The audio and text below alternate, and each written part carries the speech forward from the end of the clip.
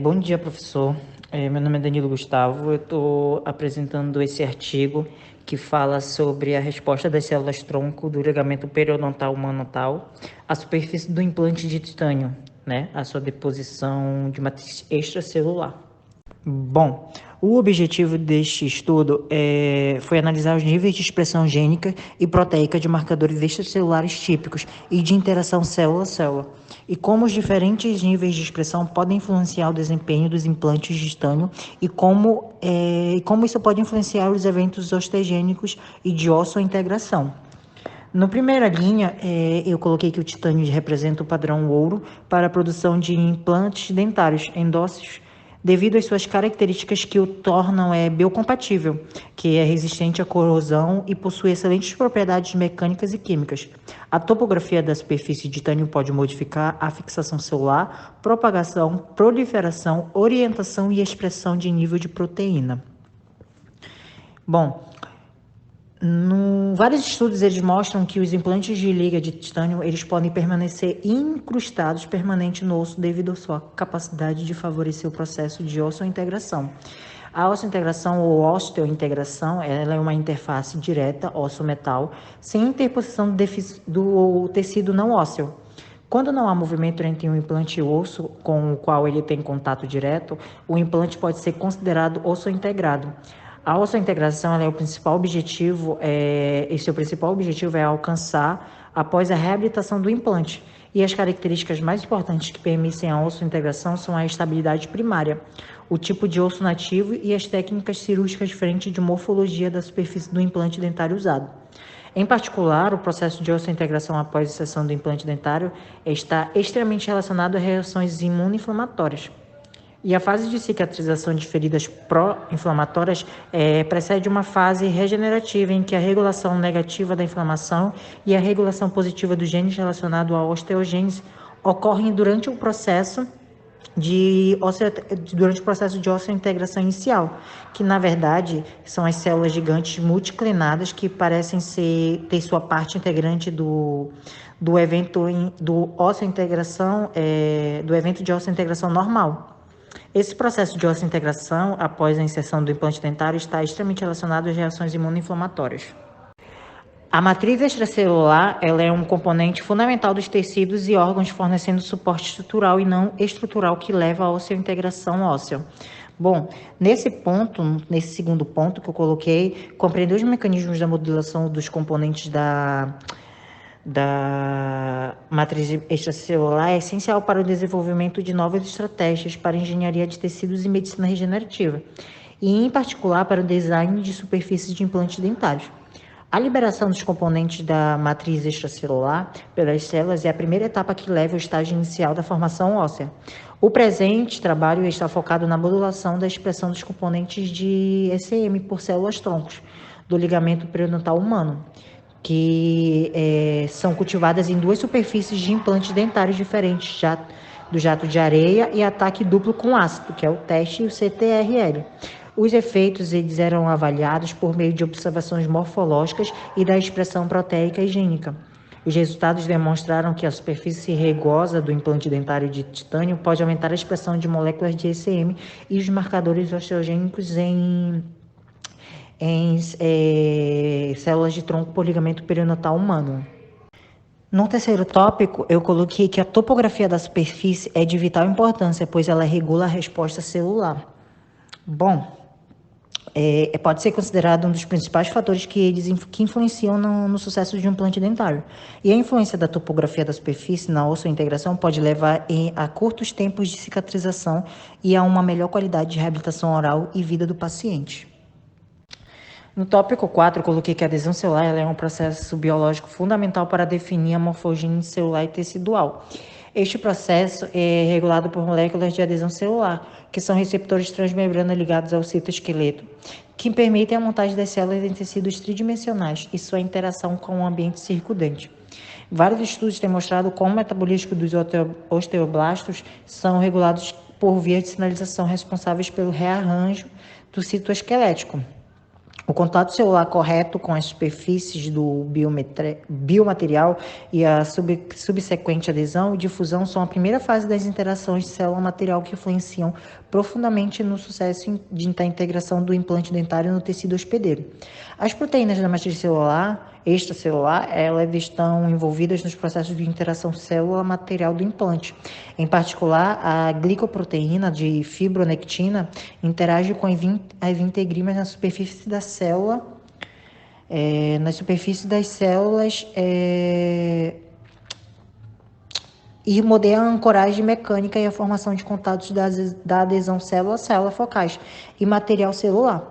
Assim, as moléculas de adesão celular suportam as respostas celulares osteogênicas e consequentemente, a cicatrização do implante dentário.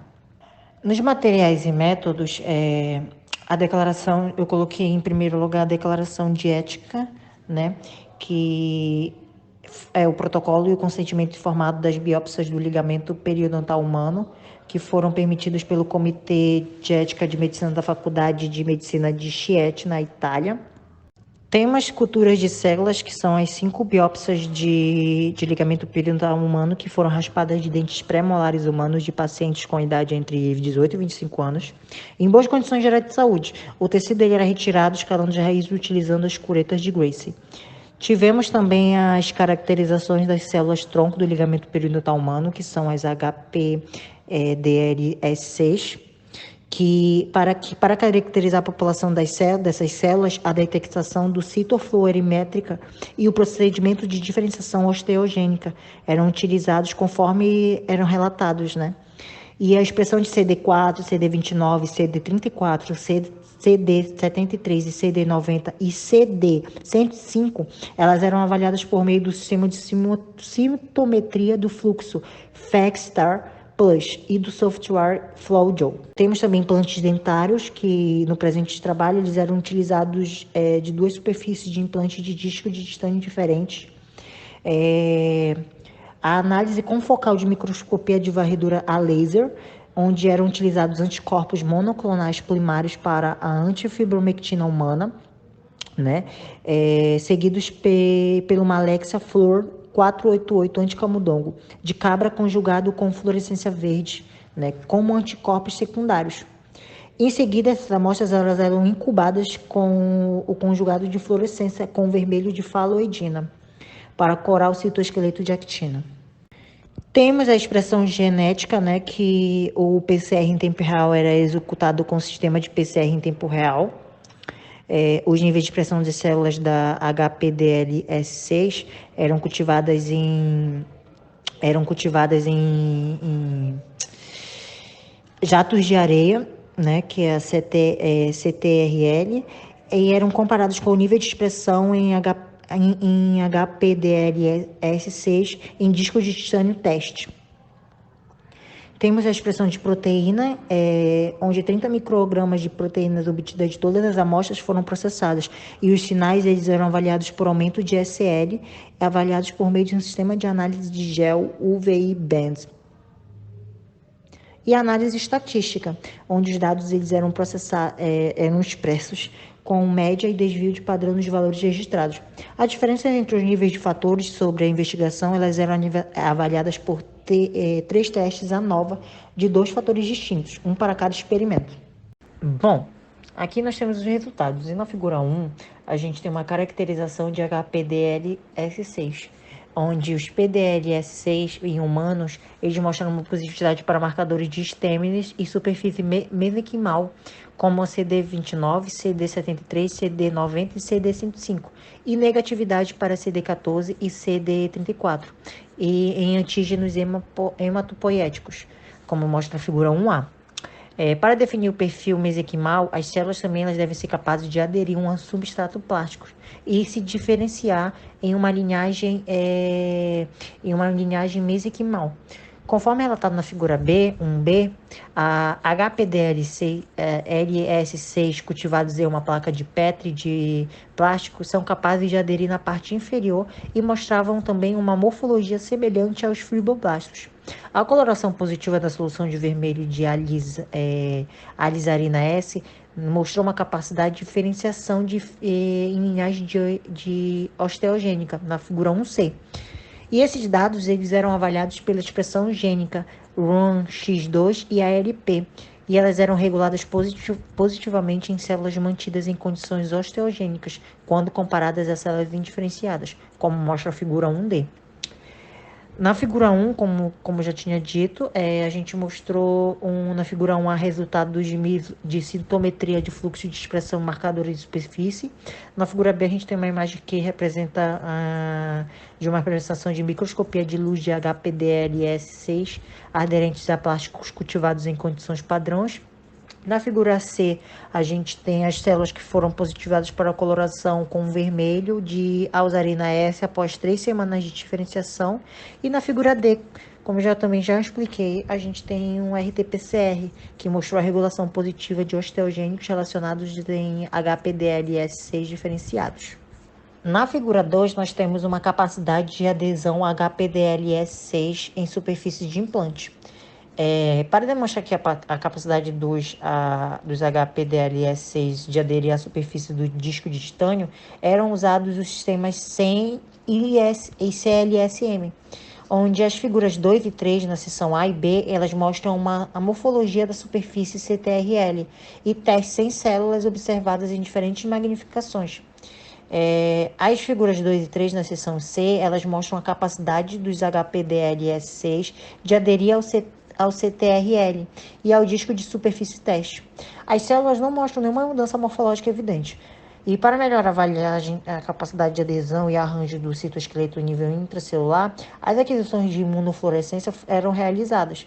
As células cultivadas na superfície CTRL teste mostraram a presença de fibras de actina evidentes e na superfície teste as células elas eram distribuídas de forma em multicamadas. Na figura 2, as observações são de 100 da superfície CTRL, 100 células capturadas com ampliação de 50 vezes. Na figura B, nós temos as observações 100 SEM da superfície CTRL, 100 células capturadas com ampliação de 1000 vezes. Na figura C, nós temos observações também de 100 SEM de HPDLS6 cultivados na superfície CTRL capturadas com ampliação de 1000 vezes. D1 e D4, de D1 a D4 a gente tem observação de CLSM de HPDLS cultivados na superfície CTRL, onde na D1 temos uma actina de citoesqueletos corada com foloidina Alexaflor 594. Na D2 nós temos núcleos corados com TEO-PRO e observados sob o canal de fluorescência azul. Na D3 nós temos uma superfície CTRL observada sob o canal de transmissão de luz. E na D4 nós temos uma imagem mesclada dos canais mencionados acima. Bom, as figuras 4 e 5, elas exibiram imagem de fluorescência da actina do citoesqueleto, o marcador específico. E os núcleos de HPDLS6 semeados em CTRL e espécimes de teste capturados após 8 semanas de cultura.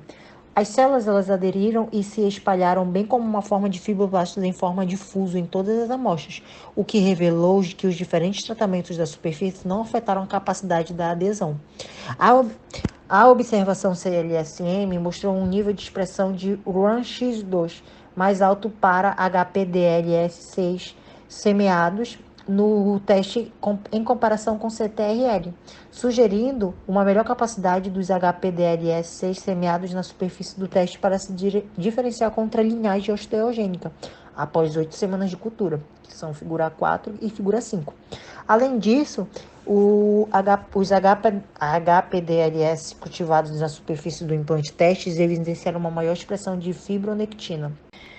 Na figura 4, nós temos os PDLS humanos cultivados na superfície do implante de titânio CTRL, onde eles eram observados após 8 semanas de cultura. E a actina citoesqueleto ela foi curada com fluorescência vermelha. Marcadores específicos de uma, na letra A, fibronectina, na B, laminina, na C, N-caderina e na D, RUNX2. foram corados com fluorescência verde e os núcleos eles eram corados com fluorescência azul. Já na figura 5 nós temos os PDLS6 humanos também cultivados na superfície do implante de titânio teste, onde eles eram observados após 8 semanas de incubação. A quitina do citoesqueleto ela era corada com fluorescência vermelha, onde tinha os marcadores específicos. Na letra A nós temos a fibronectina, na letra B nós temos laminina, na C nós temos N-caderina e na D a gente tem o RANX2 também, onde elas eram corados com fluorescência verde e os núcleos eles eram corados com fluorescência azul. Na figura 6, o gráfico ele mostrou a expressão gênica de RANX2, ALP, VIM, F1, FN1, CDH2 e LAMB1, FAC e ITGB1, avaliada por RT-PCR após 8 semanas de cultivo.